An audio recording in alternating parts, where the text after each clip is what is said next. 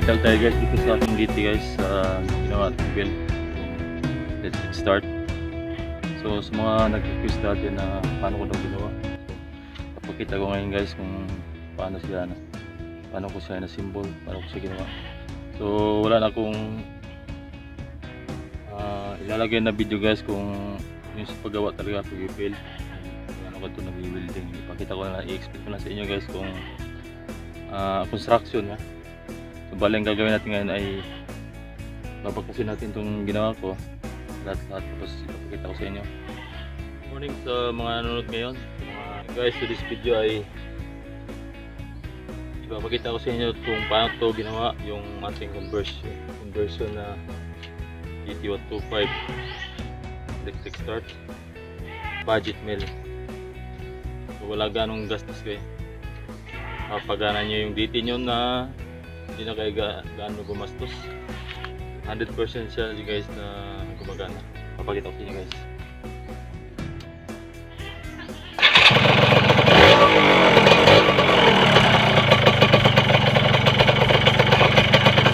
So isang pindot lang guys, gumagana kagad siya guys. So ganito ka ganda ng build nito. So medyo ano lang siya control build full speed pero 100% gumagana.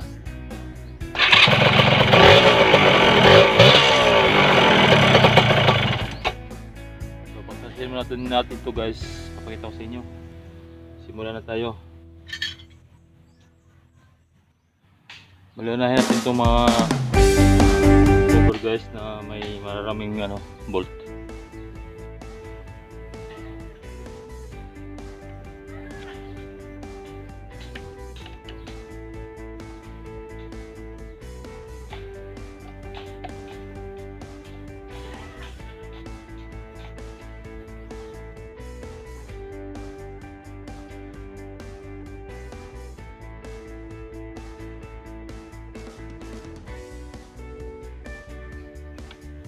Baklasin ko to sa inyo guys, kahit mahirap siyang baklasin kasi naka-fix lahat to para sa ipakita ko lang sa inyo guys kung nagkaroon lang kayo ng idea.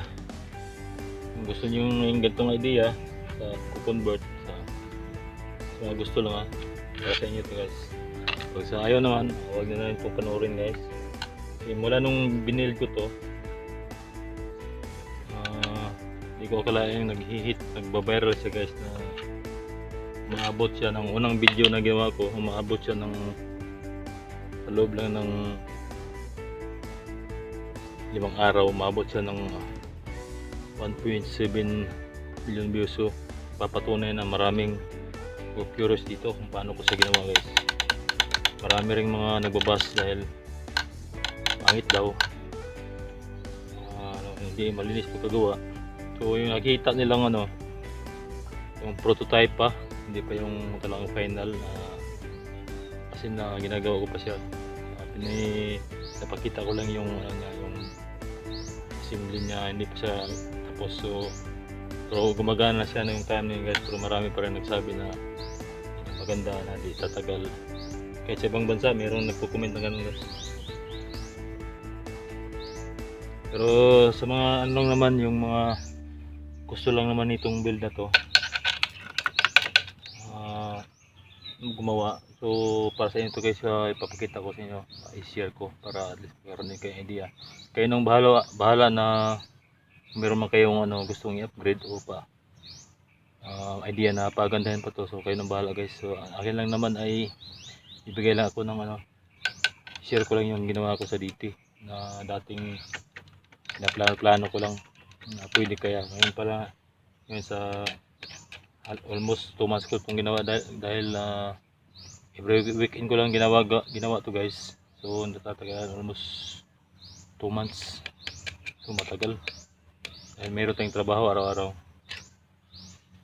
kaya ito nagtatagumpay siya guys. So ngayon 100% siyang gumagana. Ngayon panahon ko naman na i-share ko na to para magkakaroon ng idea. Salamat nga pala sa mga suporta guys, yung mga nagsuporta sa akin sa build na to. maraming nang nagbabas, marami nang sumusuporta, pero kahit pa paano at least meron sila napapanood na kakaiba. Sige guys, tuloy natin.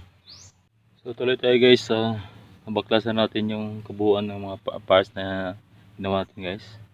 Nasa lapag na. So ngayon guys ay papakita ko sa inyo to kung paano ginawa yung mula dito sa sa flywheel, yung mga kinabit ko sa kanya guys, yung motor, yung cover, yung seat ng Bendix, saka yung chain. Yung hindi natin siya babaklasin kasi na to, naka-fix na, so, para wala tayong paliwanag natin ng maayos. So may nagtatanong dito guys, yung tutorial about dito. So ito na yon. So yung Bendix na ilagay ko rito guys ay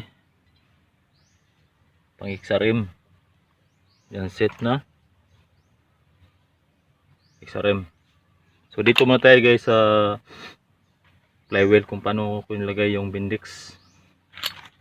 Yan, simple lang guys. Lagay yung Bendix, diba yung Bendix ng XRM. Itong face na to, itong harap na to ay sa XRM ay nakatalikod to. So bagay binaliktad ko lang siya guys, kung mapapansin nyo. Tapos nung pag center naman nito, ilagay mo lang siya sa sentro ng flywheel. Tapos sa akin winilding ko na siya guys. Yan, winilding ko siya guys dito. Yan, patalikod, baliktad, binaliktad para kasi ang rotation ng motor, yung ikot ng motor ay para mapaandar niya ay kung kaharap mo siya ay kaharap mo tong flywheel ay pag counterclockwise. Pero kung yung standard ng ikot talaga ng motor ay counterclockwise. Kung nasa talikod ka yan, nakaganon, counterclockwise o clockwise siya. So ito na yung ginawa ko guys, binaliktad ko yung Bendix. Tapos yung pinaka-mechanism niya sa loob. Una-una guys, hindi pa talaga siya dahil nung nilagay ko yung Bendix na to ay sira. Pinayos ko pa to siya guys, binilan ko pa siya ng kit. Yung napapansin nyo itong ganito, 3 piraso pati spring, kasi nung una kong tinesting minsan ayaw kumapit pag pinaikot ko, matagal siya mapaandar. Pero nung napalitan ko na siya to, ito ng mga kit na to, ay madali na niyang pinaikot. So ito na lang, ito yung niya guys, yung Bendix naka-welding. Sintro nyo lang para hindi alog-alog pag umikot. Pangalawa guys, yung motor. So wala na tayong ganong ginawa dito sa motor guys, pang XRM. Sa build na to ay XRM. Yung stock pa rin yung niya, yung pinaka-sprocket niya sa loob yan. Tapos yung kit ng Bendix ay meron din tayong ginawa na modification dito guys. Kasi itong Bendix na to ay merong bearing sa loob. Ang nakalagay dito ay stick bearing. So ang ginawa ko, tinanggal ko yung stick bearing dito sa loob guys. Tapos gumawa ko ng sleeve ng bearing. Ato, wala naman to sa original talaga. Sleeve ng bearing nito guys. Tapos na pagkasahin tong bearing na ito, sinadya kong palitan ng Bendix guys, yung pinaka bearing niya para matibay. Kasi dito sa loob ay wala namang oil talaga na naglulubricate dito. Hindi katulad nung sa ilalim ng makina ay kahit stick bearing lagay mo walang problema kasi nandun yung oil, si-circulate at so naglulubricate dito. Literal na bearing na lang tagang nandito guys, na lagyan mo ng lagyan mo siya ng grasa.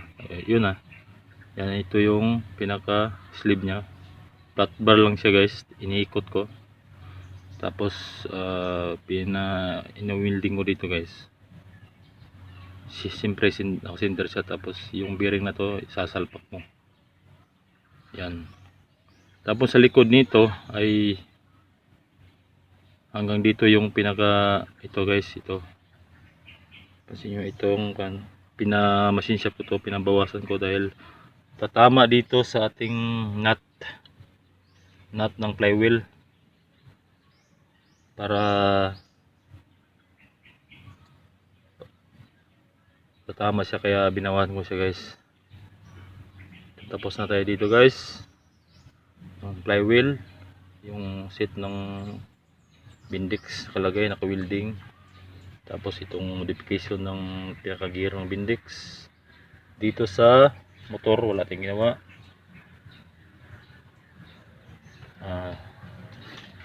Tapos ang paano ko nga pala sa kinabit guys, dito sa bracket na to ay kaya siya bumaba, medyo bumaba ang ano niya, yung ground clearance ng DT dahil dito. So wala na tayong mapaglagyan na ano guys, na mapagpistohan dahil ang DT ay, tingnan mo naman yung ano design ng makina ng DT, yung chassis niya compact. Mas maganda sana kung lagay ko ito, pero wala na siyang mapaglagyan guys. So kaya dito ko na siya nilagay.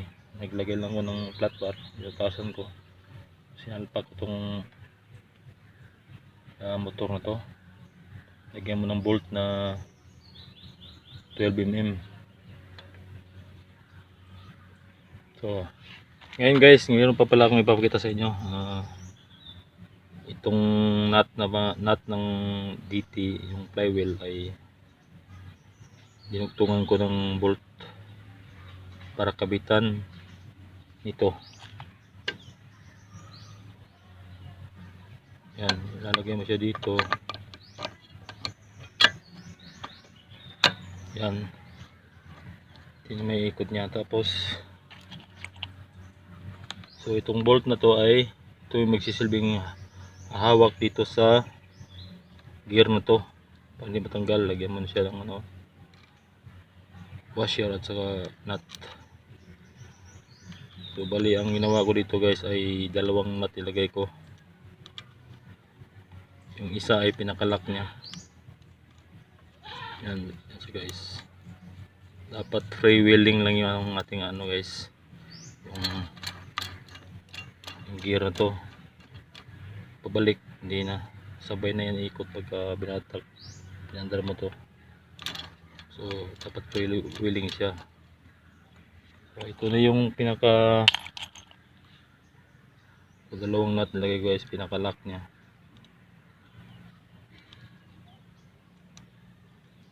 Yan, pitan mo lang siya para mag-lock.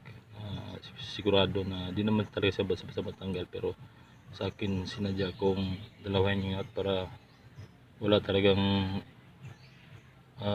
hindi talaga siya, pag magluluwag naman, luluwag tong nut na to ay hindi siya matatanggal dahil meron siyang suporta na isa pang nut. So yan, yan yung pinaka build niya dyan guys.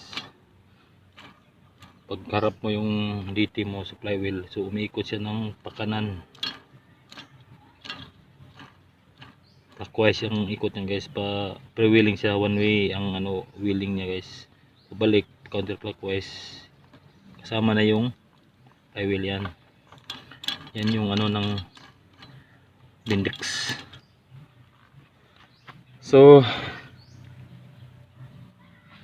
meron pa pala tayong ano guys, itong chain. Yan, chain, starter chain, kahit anong chain naman nito, katulad nito ay pwede, basta may chain ng ganito. Isang size lang naman to guys. Itong chain na to guys ay meron siyang dugtong din dahil medyo mahaba to. Namili ako ng isang bago, tapos meron akong luma. Tapos yan, maabot na siya.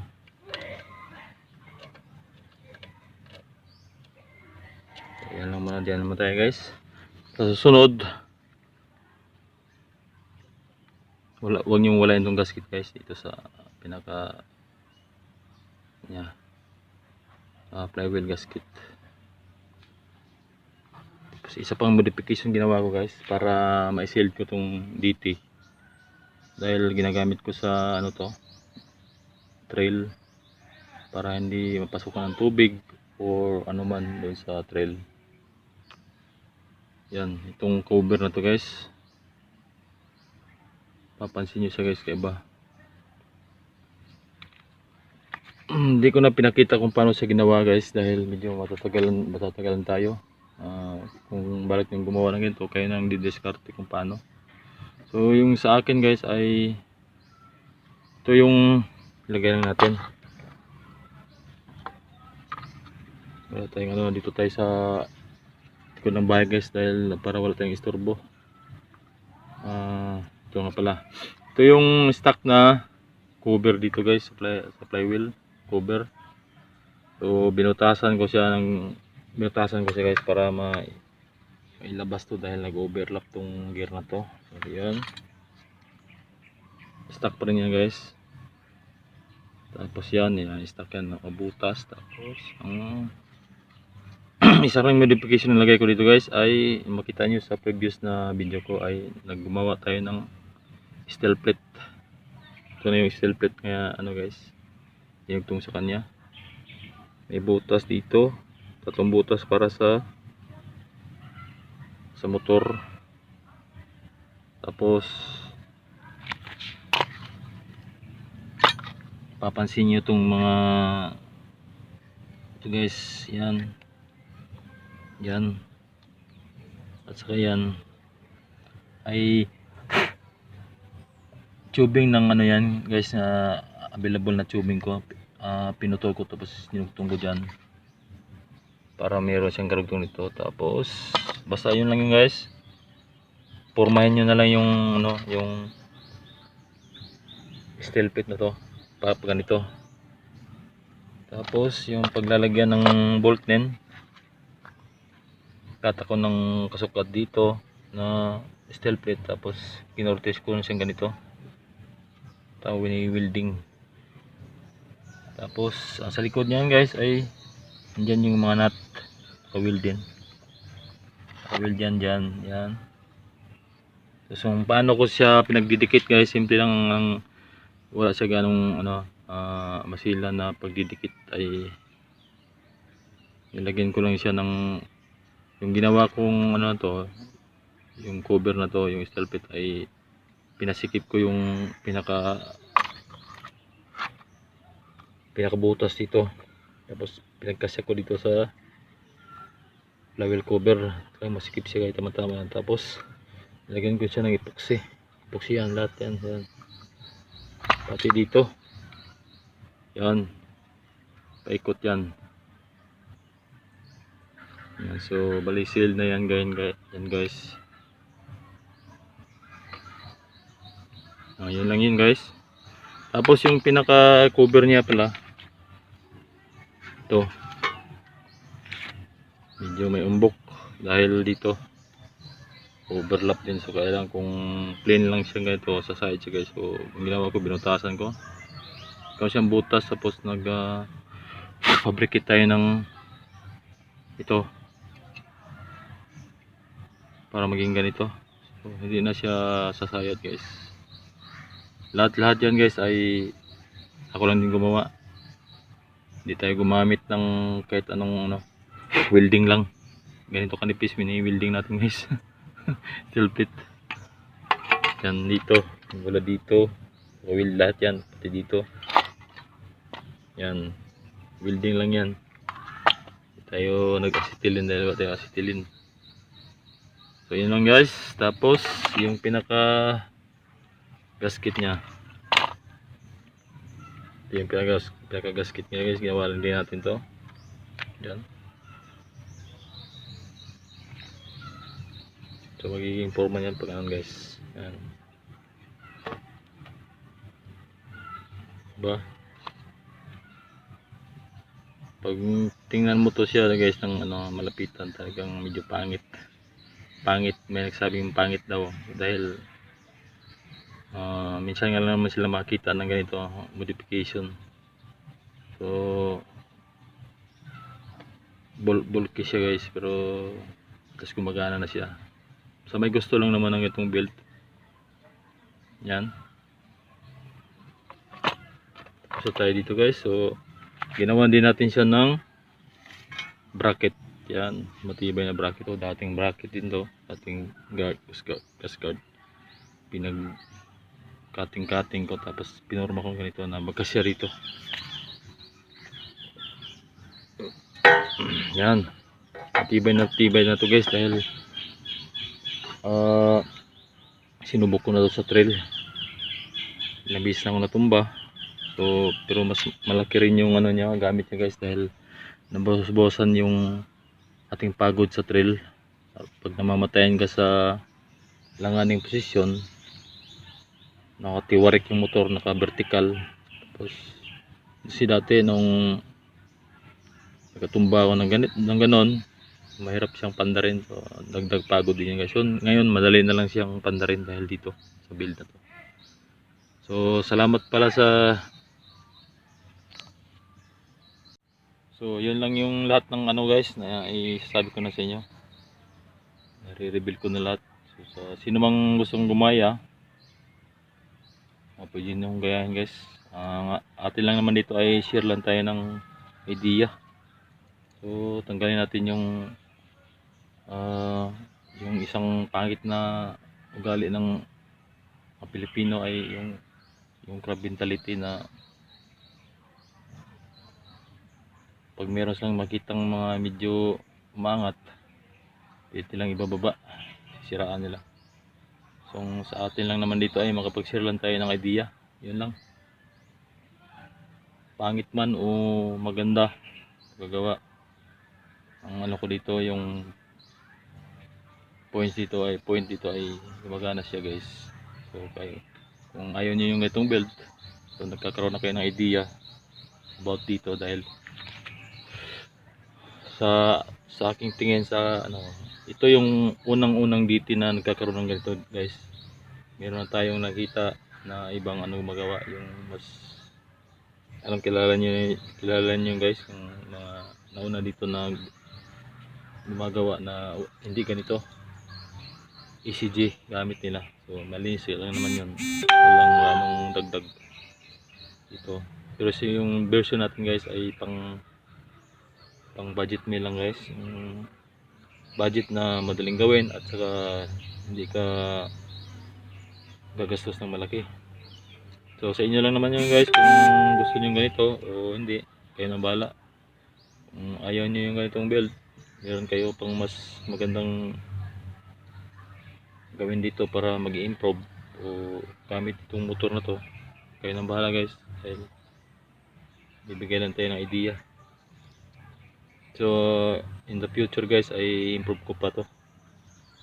Tingnan ko kung anong magagawa ko nito na may improve pa. Okay, salamat. So hanggang dito lang yung video natin guys.